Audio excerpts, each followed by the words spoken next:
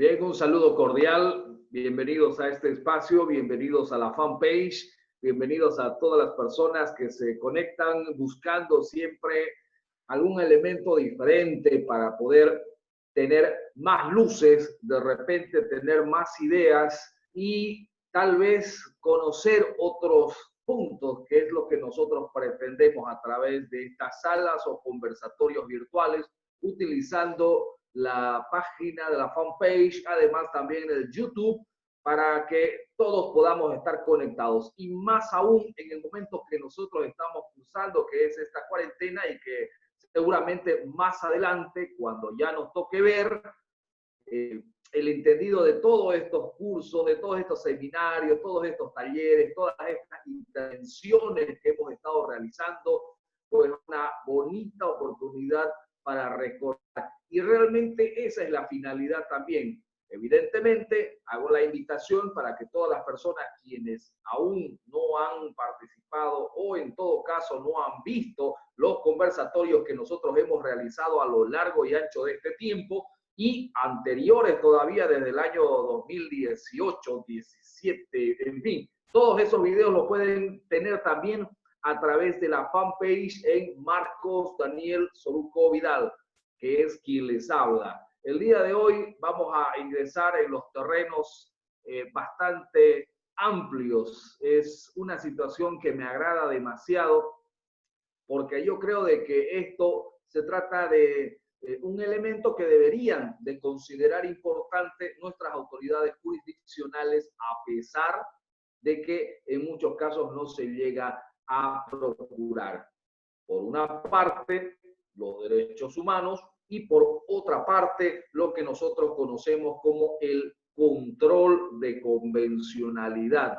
Gracias a todos los colegas quienes han estado y la gente que ha estado participando también de este espacio, han llegado a escribirme a través de mensajes indicándome de que deberíamos de hacer la grabación de un control de convencionalidad como tema para poder escudriñar otros elementos, revisar sentencias constitucionales, en fin, ver la manera de qué forma podríamos tener un análisis superior. Y para ello, precisamente, yo quiero exhibir unas diapositivas con la finalidad de tener una oportunidad en la cual podamos presentar o representar, en todo caso, lo que significa nuestra disertación para el día de hoy. Voy a revisar si es que tengo ya, a ver.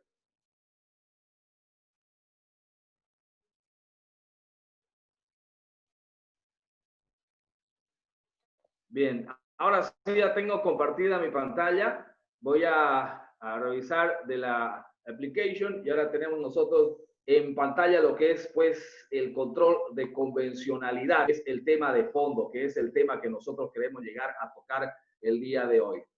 Pero para poder abordar en el fondo un tema tan trascendental, tan importante, debemos considerar que el tema de control de convencionalidad es un tema realmente importante, es gravitante.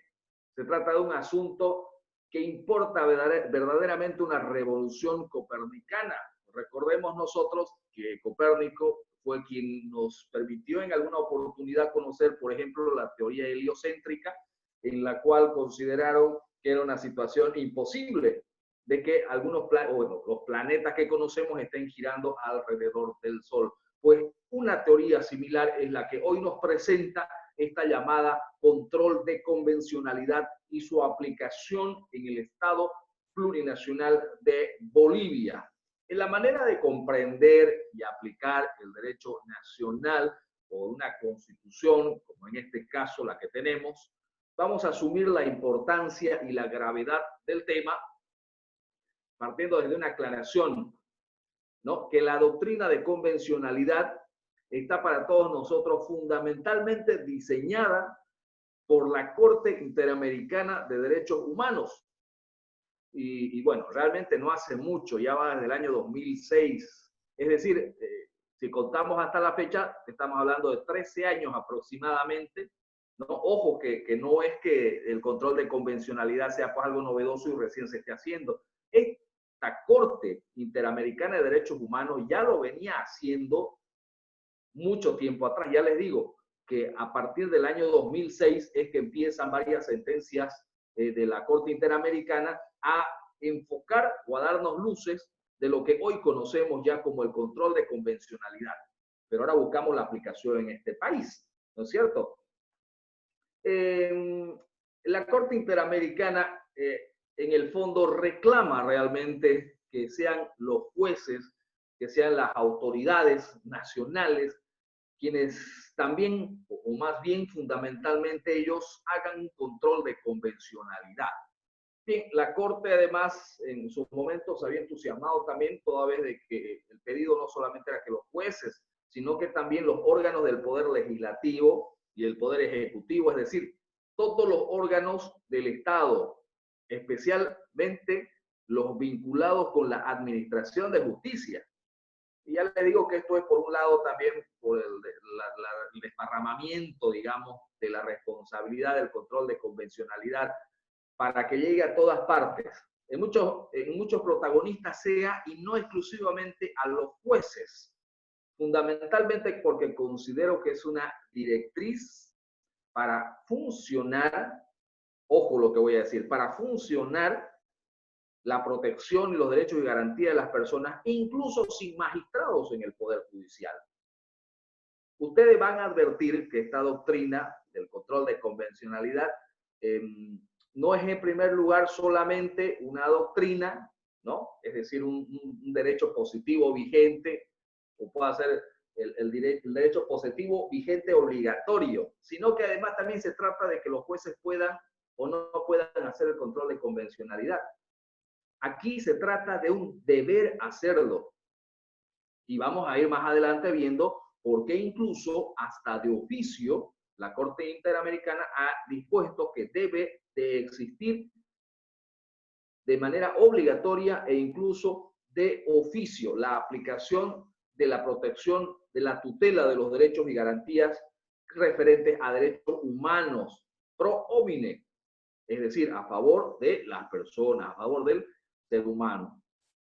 Bueno, es importante también indicar que nosotros tenemos en Bolivia las primeras experiencias a partir del año 1993, cuando se había ratificado a través de la Convención Interamericana de Derechos Humanos, en el Pacto de San José de Costa Rica, ¿no? La suscrita en el San José de Costa Rica, ya nos había hablado de la incondicionalidad del plazo indefinido, de la obligación que tienen los estados de cumplimiento de la jurisdicción y la competencia de la Corte Interamericana de Derechos Humanos, donde ya el artículo 62 lo había dispuesto. Ya fue hasta la nueva Constitución Política del Estado del año 2009, cuando se establece la aprobación de la Constitución Política del Estado, donde ahí, a partir del artículo 410 de la misma Constitución Política del Estado, abre una oportunidad para la tutela la mejor tutela de derechos y garantías de las personas. Esa es la finalidad en el fondo. Y ahí es cuando Bolivia llega a ratificarse en todos esos tratados internacionales, ¿no?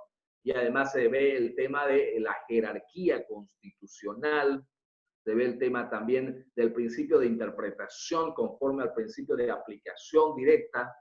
Y ya vamos viendo nosotros aquí el inicio de lo que llamamos el bloque de constitucionalidad y de protección de los derechos y garantías de las personas. Porque no es lo mismo, ojo, y más adelante lo vamos a analizar por qué. El año 2010 hay una sentencia constitucional, la 110/2010R del 10 de mayo, ya habla acerca del redimensionamiento que tiene que existir con el bloque de constitucionalidad referente a lo que llamamos el control de convencionalidad. Ahí exige el Tribunal Constitucional del Estado de Bolivia de que tiene que haber una fusión entre ambos y tiene que reconocerse esos derechos redimensionándolos, adjuntándolos, protegiendo y amparando ese tipo de derechos. El año 2010 ya vemos las sentencias, por ejemplo, del caso Ibsen Cárdenas Peña versus Bolivia de fondo, ¿no? Donde es una primera experiencia ya de la aplicación del control convencional a favor de las personas, pero ya en un caso práctico, es decir, en Bolivia. Bien, además, quiero indicar también que esa creación es muy propia más bien del common law, es decir, del derecho consuetudinario, de la ley general que conocemos, porque nuestra mentalidad continental posiblemente revela, por un lado, el valor creativo de la jurisprudencia, llegando a la adopción de soluciones mutativas o sentencias mutativas, en la que solamente son sentencias que generan normas. Nosotros estamos acostumbrados a de repente ver que es la autoridad jurisdiccional la única obligada y la única que establece ese control, cuando realmente en la práctica, desde el abogado, todos tenemos esa obligación de realizarlo. Pero vamos ahí, que esa es la finalidad. Vamos a establecer que el profesor argentino Germán Birard sostenía además que el bloque de constitucional es el conjunto normativo que contiene disposiciones, principios, valores materialmente constitucionales fuera de la constitución documental. En otro lado del mundo, en Colombia, la abogada colombiana Mónica Aranjo indicó que el bloque de constitucionalidad son aquellas normas y principios que, sin aparecer formalmente en el articulado del texto constitucional, son utilizados como parámetros de control de constitucionalidad de las leyes, por cuanto han sido normativamente integrados a la Constitución por diversas vías y por mandato de la propia Constitución política del Estado. Ahora bien, continuamos con el análisis del bloque de constitucionalidad y nos habla acerca de que, es decir, el texto constitucional, sin ser parte del mismo, por disposición o mandato de la propia Constitución, se debe integrar a ella con la finalidad de llevar a cabo el control de constitucionalidad y ahora llamado también el control de convencionalidad. ¿Para qué? Para las convenciones, tratados internacionales que estén ratificados y en plena vigencia. Imagínense un país de Bolivia cuando realiza la firma, ratificación de ellas, participa y se adjunta a este tipo de proyectos internacionales y que no sea para cumplir. Ese es el ejemplo.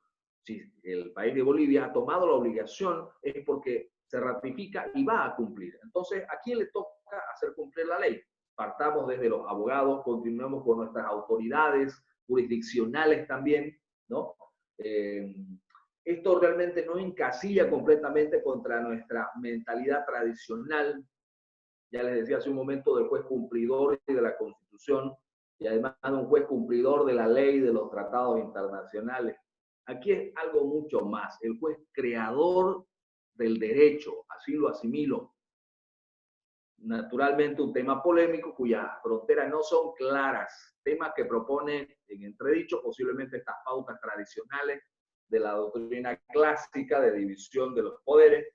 Por ejemplo, Montesquieu nos había dibujado en su oportunidad la división de los poderes, asignándole al Poder Judicial pues, un rango de ejecutor de la ley, ¿verdad?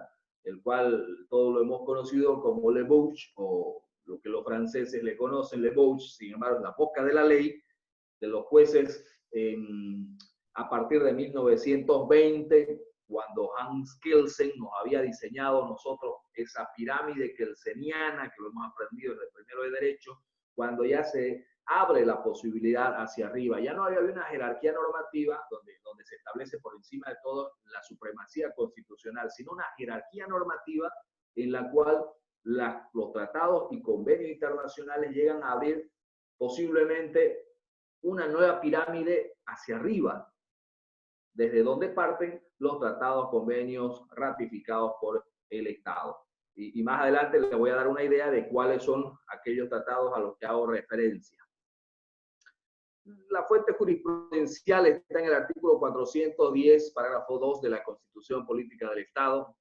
Además, también vamos a entender que el Tribunal Constitucional, del 2003 al 2006, ha establecido el bloque de constitucionalidad conformado en la Constitución, tratados, declaraciones, convenciones internacionales en materia de derechos humanos, pero queda claro que no todo tratado, declaración, convención o instrumento internacional es parte del bloque de constitucionalidad, ojo, sino solamente aquellos que, habiendo sido previamente ratificados por el Estado boliviano, estén destinados a la promoción, protección y vigencia de los derechos humanos, constituyéndose un parámetro efectivo de la constitucionalidad. Ahí me detengo porque definitivamente este concepto es bastante novedoso y es que de eso se trata definitivamente, porque está presente ya ahora en nuestro paisaje contemporáneo del derecho que podemos encontrar en nuestra Constitución Política del Estado, ¿verdad? Algunos de los elementos importantes también respecto al control de convencionalidad es que el juez de la Corte Interamericana de Derechos Humanos, Sergio García Ramírez, había propuesto votos para poder ingresar con esta cuestión del caso llamado Mirna Mac Chan versus Guatemala del 25 de noviembre de 2003. El abogado mexicano Sergio García Ramírez, al que me refiero, él era juez de la Corte Interamericana de Derechos Humanos y en esa calidad, en un voto, propuso este concepto del control de convencionalidad, y ya que posteriormente fue desarrollado en otros votos por los demás jueces. Finalmente ya se había adoptado por el Tribunal Interamericano de Derechos Humanos y ya en este caso por la Corte Interamericana de la misma.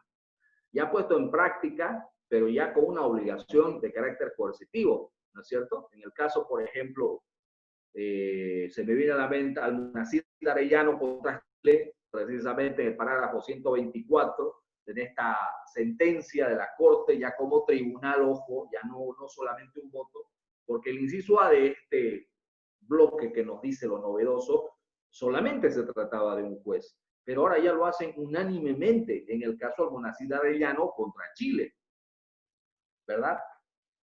Bueno, poco a poco de esa manera se va perfilando y ya se va mejorando y extendiendo en sus efectos hasta lo que llega a ser el día de hoy, una conformación amplia de lo que se tiene posteriormente. La misma Corte ya ha retomado el asunto del control de convencionalidad en casos diferentes, como por ejemplo Aguado Alfaro contra Perú, ¿no? Conocido también como los trabajadores cesados del Congreso, que ya luego también lo aplica a cabalidad el artículo 410 de la jerarquía normativa. Desde este parámetro, diremos entonces que la manera más sencilla posible que el control de convencionalidad es similar al control de constitucionalidad. Y aquí vamos a ir enseguida para establecer el ejemplo, pero ojo, ¿no? Deteniéndome con la aclaración de que este control de convencionalidad se efectúa en dos dimensiones. A nivel internacional por la Corte Interamericana de Derechos Humanos, que es el último intérprete de la convencionalidad, y a nivel nacional en el orden interno de los países por los jueces tribunales nacionales. Esa es la aclaración fundamental que a mi criterio debe de desarrollarse. Bien, ya les había hablado en este sentido del artículo 124, de lo que es la Corte, lo que había establecido también el control de convencionalidad en anteriores oportunidades, como el caso de Almonacid Arellano.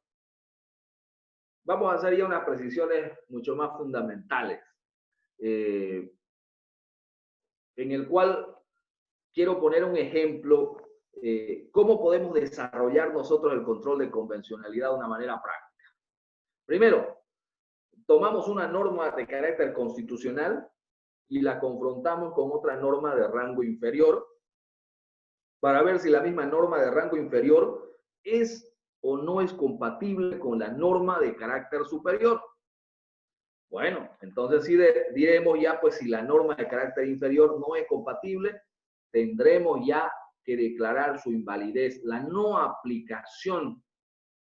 Bueno, en este caso lo mismo sucede también en las normas como tratados internacionales que se encuentran suscritos por el Estado boliviano, que a la fecha ya, para nuestro conocimiento, son más de 150 convenios o tratados internacionales que contienen derechos que protegen o tutelan mejor los derechos humanos, y precisamente tiene que ser el parámetro para establecer el control de convencionalidad.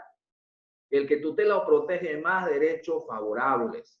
Ese debe de ser. Derechos favorables al imputado en materia de derechos humanos.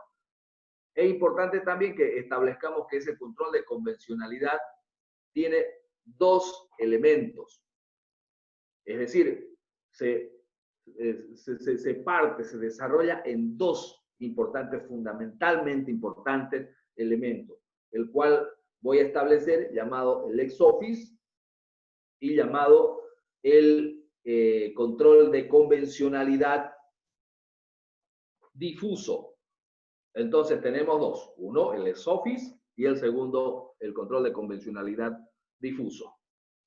Enseguida voy a entrar a lo que es el ex officio, que de manera más clara sería de oficio, o dicho de otras maneras, lo que significa que aunque el abogado de las partes no lo solicite en audiencia, ¿no?, o dentro de un proceso penal, la autoridad jurisdiccional tiene la obligación de oficio de aplicar la norma más favorable al imputado bajo los principios, aquí voy, de proacción, el principio pro homine, favor debilis, en el caso que se aplique, ¿no?, el caso de la víctima. Bueno, en este sentido, quiere decir que este control de convencionalidad deriva de un deber objetivo asumido por el Estado al firmar una convención internacional, y el Estado tiene que preservar ese medio y garantía de tutela de los derechos humanos. Repito, y esto ha sido conflicto con varios colegas porque no piensan igual que yo, aunque los abogados de las partes no lo invoquen.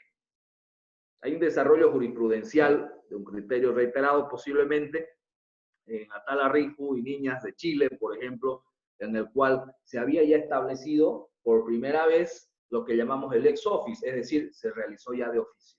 Es decir, existe jurisprudencia, se ha desarrollado y pues se tiene en actual aplicación. Bueno, en este caso vamos a ver el fundamento normativo del control de convencionalidad. Vamos a establecer que en su lectura completa el 1.1, 2 y 29 de la Corte Interamericana de Derechos Humanos, en el cual el artículo primero de la Convención dispone: los estados partes en esta convención se comprometen a respetar los derechos y libertades reconocidos en ella y a garantizar su libre y pleno ejercicio de toda persona que esté sujeta a su jurisdicción sin discriminación alguna. Como ven ustedes, se trata de algo elemental. En su artículo 2 también señala que el ejercicio de los derechos y libertades mencionadas en el artículo 1 no estuviese ya garantizado por disposiciones legislativas o de otro carácter, pues los estados partes se comprometen a adoptar, con el arreglo a su procedimiento constitucional y a las disposiciones de esta convención, de las medidas legislativas o de otro carácter que fueren necesarias para hacer efectivos tales derechos. ¿Qué significa eso? Que nosotros continuamos en los terrenos del ex officio, es decir, esta primera generación o característica de control de convencionalidad que establece que debe de ser de oficio. Me recuerda el principio, el iuris novi curia, ¿no?, que todos los tratados internacionales o convenios que protegen de mejor manera los derechos humanos no pueden estar sujetos pues a que los abogados lo conozcan o no lo conozcan o no lo invoquen, se produzcan ahí las violaciones a los derechos y garantías protegidos convencionalmente. Por lo tanto, ¿de quién es la obligación de aplicar el control de convencionalidad? Es de los juzgadores, necesariamente de los juzgadores. Repito, de una manera oficiosa o de una manera ex officio, sin que sea invocada. Ellos son los llamados inmediatamente por el Estado, por las convenciones firmadas y ratificadas por el Estado plurinacional, de cumplir. Este es el primer carácter de control de convencionalidad, pero existe un segundo elemento que es no menos importante, el cual se trata del control de convencionalidad de carácter difuso. Pero para llegar al carácter difuso, primero tenemos que establecer las bases que a mi criterio son importantes. Que el artículo 29 de la Convención establece que ninguna disposición de la presente Convención puede ser interpretada en el sentido de: 1, permitir a alguno de los estados partes o grupos o personas el suprimir el goce y ejercicio de los derechos y libertades reconocidos en esta Constitución, cualquiera de los estados. El limitar el goce y ejercicio de cualquier derecho o libertad que pueda estar reconocido de acuerdo con las leyes de cualquiera de los estados partes o de acuerdo con otra convención en que sea parte uno de dichos estados.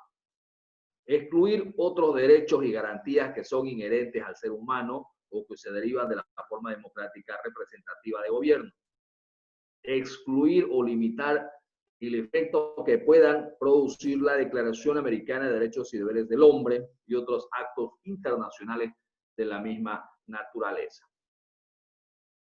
Antes de irnos a la segunda parte, quiero ya establecer con claridad lo que nosotros entendemos como concepto de control de convencionalidad respecto a la obligación que tienen los jueces de cada uno de los estados partes de efectuar no solamente el control de legalidad, sino de constitucionalidad y, ojo, en los asuntos de su competencia, sino además integrar en el sistema de sus decisiones las normas contenidas en la Convención de los Derechos Humanos y además aquellos estándares desarrollados por la jurisprudencia. Es decir, no solamente lo que ha establecido la Corte Interamericana de Derechos Humanos, sino además cualquier otra convención internacional en la cual tutele de mejor manera los derechos o garantías del ser humano, de las personas, independientemente de si estos sean bolivianos o no sean bolivianos, sino a todos en su calidad de persona, que es lo más importante.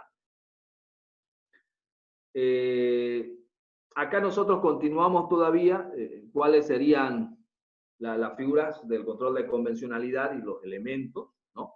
Respecto a la obligación internacional, al cargo de las autoridades, los estados, del Pacto de San José de Costa Rica, la interpretación de la norma de nacionalidad, es decir, la conformidad de la Convención Americana en general, el corpus juris interamericano, en caso de que exista una manifiesta incompatibilidad entre la norma nacional y el corpus juris interamericano, respecto a la obligación que tienen todas las autoridades de actuar o adecuar sus competencias de las regulaciones procesales, etc.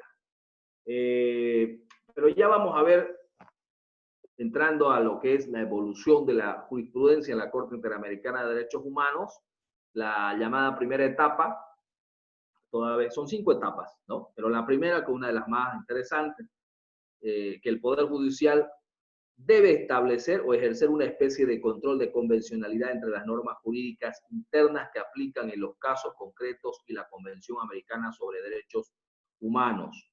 Esto habla por imperio de la ley. ¿Cuál es la finalidad? Esa es la ratio decidente que yo puedo obtener de cuando ustedes deseen establecer una de las jurisprudencias de la Corte Interamericana de Derechos Humanos. Tienen que invocar esta, la Almonacid de Arellano y otros contra Chile, la sentencia de excepciones preliminares del 26 de septiembre de 2006. Esos son los detalles para que ustedes puedan extraerlo posiblemente de internet y llevarlo a sus fundamentos. Segunda etapa, violentamente lo vamos a llevar, la evolución de la misma jurisprudencia ha establecido que los órganos del Poder Judicial deben ejercer no solo un control de constitucionalidad, sino también el de convencionalidad ex officio, que ya íbamos diciendo, entre las normas internas y convenciones americanas. ¿Dónde está eso? Esta es la ratio que yo puedo establecer del caso Trabajadores Cesados del Congreso, Aguado Alfaro y otros, contra Perú. También le sacan una copiecita al internet, lo imprimen y pues lo fundamentan, se amparan en esta segunda etapa. Si en todo caso no les sirve únicamente el 410 de la Constitución Política del Estado, hay que llevar un control de convencionalidad, es decir, no ver solamente las leyes específicas o las leyes especiales, ni ver solamente la Constitución Política del Estado, sino hay que ver más allá, hay que ampliar la visión mucho más adelante, en el sentido de observar los tratados y convenciones. Y para eso les estoy dando estas herramientas, donde está el caso importante de, por ejemplo, Cabrera García y Montiel Flores contra México, donde la Corte Interamericana de Derechos Humanos ha establecido que los jueces y órganos vinculados a la administración de justicia en todos los niveles están en la obligación de ejercer de oficio un control de convencionalidad entre las normas internas y la Convención Americana. Esto sucedió el 26 de noviembre de 2010. Invóquenlo, colegas, aprovechen cuando en algún momento el juez en audiencia no tenga esos recursos para poder aplicar, entonces ustedes ya tienen esta herramienta para poder refrendar y fundamentar, que debe de ser de oficio la aplicación del juez. Una cuarta, que ya es la penúltima, lo mismo, la ratio indica que la protección de los derechos humanos constituye un límite infranqueable a la regla de las mayorías, es decir, a la esfera de lo susceptible de ser decidido por las mayorías en las instancias democráticas, en las cuales se debe primar un control de convencionalidad que es función tarea de cualquier autoridad pública del Poder Judicial. Esto es de la Corte Interamericana de Derechos Humanos del caso Gelman contra Uruguay, la sentencia de fondo y reparaciones del 24 de febrero de 2011. Lo propio. Sacan una copia, lo estudian y lo fundamentan. Y la quinta etapa, respecto a la jurisprudencia, también nos habla de lo que son los criterios establecidos por la Corte Interamericana de Derechos Humanos como intérprete de la Convención, la admisión del último efecto al cual ya estaba ingresando. Se trata del segundo carácter del bloque de constitucionalidad llamado difuso. Habíamos dicho hace un momento que uno de los caracteres se llama ex officio, que es de oficio, y el segundo carácter que es el difuso. Y aquí vamos entrando en esta quinta etapa, toda vez que los derechos y garantías de los niños y niñas en el contexto de la inmigración, etcétera, y otros, son de estricta aplicación del control de convencionalidad sobre una base obligatoria, para que no solamente sean cumplidos aquellos en los cuales sea la autoridad jurisdiccional penal, sino también la laboral, sino también la civil. Es decir, ya quiero entrar acá en materia, aprovechando esta oportunidad, respecto al sistema difuso, ¿no? Quiere decir que lo tienen que aplicar todos los jueces, con la misma independencia de la materia que conozcan, del ámbito geográfico en el que ejerzan su competencia. Es decir, tiene que llevarlo a cabo todas las autoridades jurisdiccionales que dependan del órgano judicial. Esto incluso si va más allá, porque la misma Corte Interamericana de Derechos Humanos ha seguido construyendo su análisis. Pero dentro de este carácter difuso, también vendrían a tener la obligación de ejecutar o aplicar todas las demás autoridades, incluso las administrativas. También ellas están obligadas a desarrollar de alguna medida, garantizar y tutelar los derechos humanos protegidos en los tratados y convenciones internacionales firmados y suscritos por el Estado boliviano. Repito, ahora no solo de manera oficiosa, sino también de manera difusa, ¿verdad? Bueno, el carácter difuso deben tenerlo todos los jueces para todas las materias. Vamos a hablar de materia administrativa, corresponde al carácter difuso, la mejor aplicación de derechos y garantías. Vamos a ver materia familiar, corresponde la aplicación por el carácter difuso. Vamos a ver materia penal, civil, agraria, etcétera. Todas las materias las cuales abarca el llamado control de convencionalidad difuso. ¿Cuál es el parámetro? Precisamente hemos establecido el protocolo de San Salvador relativo a la abolición de la pena de muerte, Convención para prevenir y sancionar la tortura, Convención como uno de los parámetros. Ya vamos haciendo las conclusiones, toda vez de que la Convención Internacional de Derechos Humanos, en su artículo 29, ha establecido que ninguna disposición de la presente convención no puede ser interpretada en un sentido contrario. Hay instrumentos internacionales en materia de derechos humanos que también guardan relación a lo que nosotros queremos establecer. Y para eso debemos intentar entender cuáles serán estos instrumentos internacionales en materia de derechos humanos. Por ejemplo, tenemos la Organización de los Estados americanos con la ratificación de la Declaración Americana de los Derechos y Deberes del Hombre. Uno, la Convención Americana sobre Derechos Humanos, la Ley 1430, la Convención Interamericana para Prevenir y Sancionar la Tortura, la Ley 3454, el Protocolo de San Salvador, el Protocolo Adicional de la Convención Americana en materia de derechos económicos, sociales y culturales de la Ley 3293, el Protocolo de la Convención Americana sobre Derechos Humanos relativo a la abolición de la pena de muerte, la Ley 3347 y su ratificación en la 1011, la Convención Belém do Pará, la Convención Interamericana para Prevenir, Sancionar, Erradicar la Violencia contra la Mujer, la Ley 1601, la Convención Interamericana sobre Desaparición Forzada de Personas, la Ley 1695, la Convención Interamericana para la Eliminación de todas formas de discriminación contra las personas con discapacidad, la Ley 2344. Pero ¿cuáles serán estos instrumentos internacionales en materia de derechos humanos? Acá vamos a establecer que será pues la Organización de las Naciones Unidas, con sus ratificaciones, el Pacto Internacional de Derechos Civiles y Políticos, protocolos facultativos del Pacto Internacional de Derechos Civiles y Políticos, la Ley 3423. Y cerrando ya, pues, con la ley especial, es decir, el Código Penal, en su artículo 4, cuando refiere que en cuanto al tiempo, nadie podrá ser condenado o sometido por una medida de seguridad o un hecho que no esté expresamente previsto. Ahí hago la referencia en el artículo 4, si la ley vigente en el momento de cometerse el delito fuere distinta a la que exista al dictarse el fallo de la vigente. En el tiempo intermedio se aplicará siempre lo más favorable.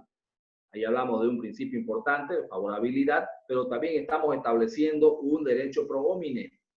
Ahí estamos estableciendo también un posible derecho que puede ser mejor tutelado por un tratado o convención, como en el caso de la protección de la Convención Interamericana de Derechos Humanos. También podemos establecer que en el Código de Procedimiento Penal, la Ley 1173, en su artículo 7, nuevamente vemos el principio de favorabilidad, la aplicación de medidas cautelares deberá estarse a lo que sea más favorable a este. También podemos nosotros apoyarnos y conculcarlo con alguna de las normas internacionales, el artículo 359 del Código de Procedimiento Penal, ¿por qué no? Las normas para la deliberación y votación, cuando los jueces ya van a establecer las reglas de la sana crítica, van a exponer sus razonamientos para establecer una sentencia congruente, fundamentada. Pero acá hay algo importante, pues, ¿no? Que las decisiones en caso de igualdad de los votos, sabemos bien que se debe de adoptar como decisión la que más favorezca al imputado.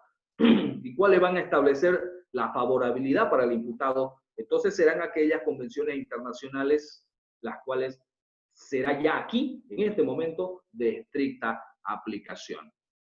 Llamamos también el indubio pro reo, ¿no es cierto? Como un principio importante. Quiero establecer la sentencia constitucional 0084, quebrado 2017, ya en Bolivia, nos dice del alcance del control de convencionalidad. Ahí se los paso el detalle. Ya hay una aplicación normativa y está en la sentencia constitucional 0084-2017, en la cual establece que el sentido de que el control de convencionalidad en el ámbito interno convierte al juez nacional en juez internacional, en un primer y auténtico guardián de la Convención Americana, lo que equivale a decir que los jueces nacionales se convierten en los primeros intérpretes de la normatividad internacional. De esta manera, nosotros podemos llegar a establecer nuestro carácter en el neoconstitucionalismo con estas nuevas tendencias. El artículo 116, parágrafo 1 de la Constitución Política del Estado, ya nos dice que se garantiza la presunción de inocencia durante todo el proceso. Y eso, a mi criterio, definitivamente es algo pero muy importante. Bueno, con esto yo creo haber expuesto todo lo más importante. Yo creo haber ahondado en todos aquellos elementos que nos pueden generar una idea más certera de lo que llamamos el control de convencionalidad para la aplicación en nuestra vida diaria, en nuestras actividades laborales. Me gustó mucho, la verdad, honestamente, los caracteres que significan el control de convencionalidad. Me refiero al carácter el ex office, el de oficio, y me refiero también al carácter difuso, el cual es de aplicación para todas las materias, para todas las ramas, independientemente cuáles sean las competencias, independientemente cuáles sean las materias. Aquí hay un avance más que ya les voy a establecer tal vez en otra oportunidad también. La Corte Interamericana de Derechos Humanos no se ha quedado ahí, sigue trabajando en desarrollar un control de convencionalidad a un nivel en el que no solamente, ojo, acá hay algo importante, esto es novedoso, no solamente sean las autoridades del órgano judicial las cuales tengan que obligatoriamente realizar este control, sino también los demás poderes del Estado. Es decir, la vía administrativa.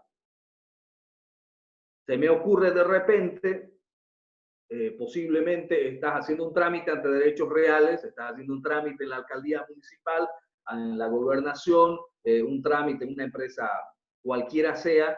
¿Qué es lo que va a ocurrir ahí? Tiene que continuar la tutela de los derechos humanos de las personas, aún a nivel administrativo, y que no necesariamente sea parte del órgano judicial, sino en todo momento. La Corte Interamericana de Derechos Humanos está trabajando en ese desarrollo y me parece una situación realmente fantástica, me parece puntual y yo creo que honestamente sería una solución a muchos problemas, a muchos conflictos que hemos estado viendo a lo largo y ancho de nuestra vida, porque ahora tendríamos más tranquilidad para poder establecer que se estaría protegiendo correctamente los derechos y garantías de las personas. Espero haber colaborado por lo menos con un granito de arena y que esta exposición haya podido ayudar a guiar un poquito. Y bueno, para cualquier cosa pueden ustedes conectarse conmigo. Yo ya he puesto el tema en cuestión y ahora ustedes en los comentarios pueden realizar cualquier pregunta y pueden hacer cualquier aporte con la finalidad de establecer o agrandar más el asunto de fondo, que ya es la temática para el día de hoy. Un saludo grande, yo soy Marcos Daniel Soruco, su abogado de confianza. Un abrazo entonces. Chao, chao.